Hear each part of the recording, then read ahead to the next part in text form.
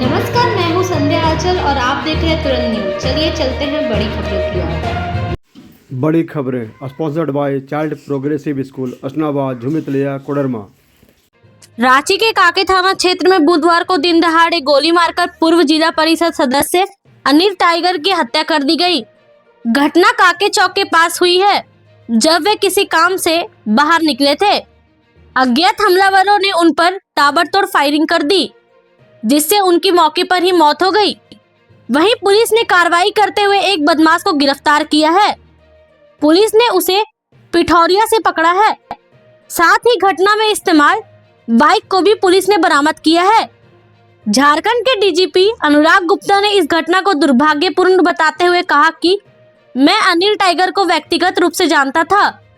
सभी हत्यारों को जल्द से जल्द गिरफ्तार किया जाएगा। वहीं पुलिस ने घटनास्थल की घेराबंदी कर जांच शुरू कर दी है। घटना के बाद से इलाके में दहशत का माहौल है। दिल्ली हाईकोर्ट ने आतंकी फंडिंग केस में गिरफ्तार जम्मू कश्मीर के सांसद इंजीनियर राशिद को हिरासत में रहते हुए 18वीं लोकसभा के चौथे सत्र के दूसरे चरण में शामिल होने की अनुमति दे दी है।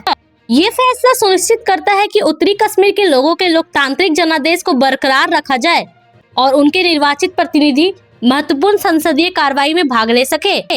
कोर्ट के फैसले का स्वागत करते हुए अवामी इत्तेहाद पार्टी के मुख्य प्रवक्ता इनाम उन नवी ने कहा कि हम लोकतांत्रिक मूल्यों के साथ खड़े रहने और यह सुनिश्चित करने के लिए माननीय न्यायपालिका के प्रति अपनी गहरी संवेदना व्यक्त करते हैं कि इंजीनियर राशिद सभी बाधाओं के बावजूद संसद में अपने लोगों का प्रतिनिधित्व करने में सक्षम होंगे। यह लोकतंत्र और न्याय के लिए एक महत्वपूर्ण निर्णय है।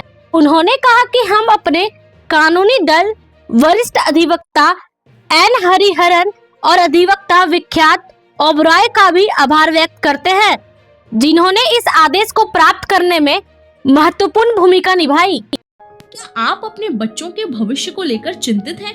क्या आप चाहते हैं कि आपका बच्चा एक उज्जवल भविष्य प्राप्त करे? तो the Rameshwar Valley School Jhumri Telaiya में आपका स्वागत है। हमारा स्कूल लीड से जुड़ा है और झारखंड का नंबर 1 लीड स्कूल है। हमारे स्कूल में नर्सरी से लेकर कक्षा 8 तक की पढ़ाई होती है।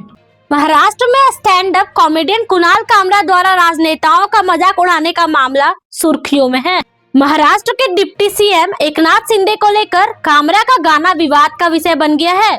विवाद के बीच शिंदे ने विधान परिषद में कहा कि जनता के न्यायालय में यह निर्णय लिया गया है कि गद्दार कौन है और खुददार कौन है।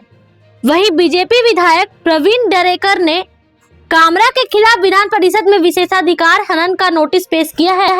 महाराष्ट्र विधान परिषद में एकनाथ शिंदे ने कामरा का बिना नाम लिए हुए कहा कि जनता के न्यायालय में यह निर्णय लिया गया है कि गद्दार कौन है और खुददार कौन है और आईने में देखकर किसी का वंश नहीं बताया जा सकता।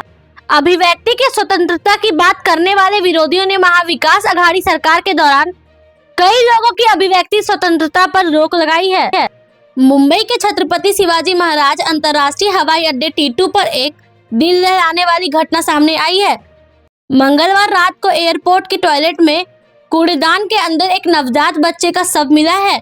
रात करीब 10:30 बजे एयरपोर्ट सुरक्षा अधिकारियों को टॉयलेट में कूड़ेदान के अंदर नवजात शिशु के पड़े होने की सूचना मिली, जिसके बाद तुरंत पुलिस को बुलाया गया और बच्चे को अस्पताल ले जाया गया।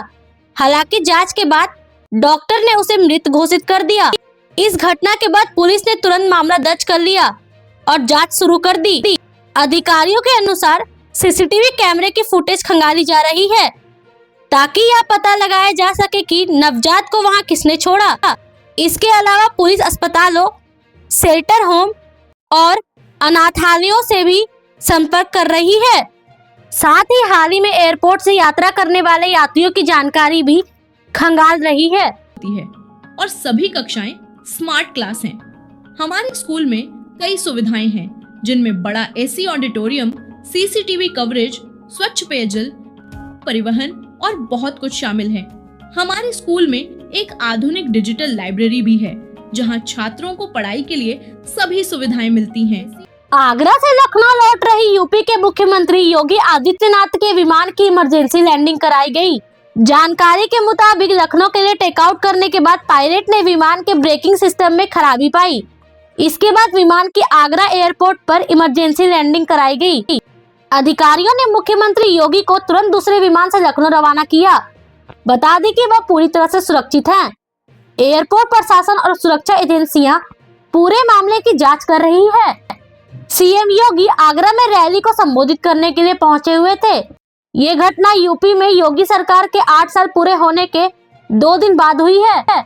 यूपी में भाजपा सरकार के 8 साल पूरे होने के उपलक्ष्य में आयोजित एक कार्यक्रम को संबोधित करते हुए सीएम योगी ने विपक्ष पर राज्य के विकास में बाधा डालने का आरोप लगाया है। उन्होंने जोर देकर कहा कि युवाओं, किसानों और आम जनता के लिए स्थिति विशेष रूप से विकट है। तो आइए अपने बच्चों के उज्जवल भविष्य के लिए हमारे विद्यालय में एडमिशन लें। एडमिशन जल्दी लें क्योंकि सीटें सीमित हैं। हमारा संपर्क नंबर नीचे दिया गया है। जल्दी करें और हमारे स्कूल को विजिट करें। अभी के लिए इतना ही, फिर मिलेंगे बड़ी खबरों के साथ। तब तक के लिए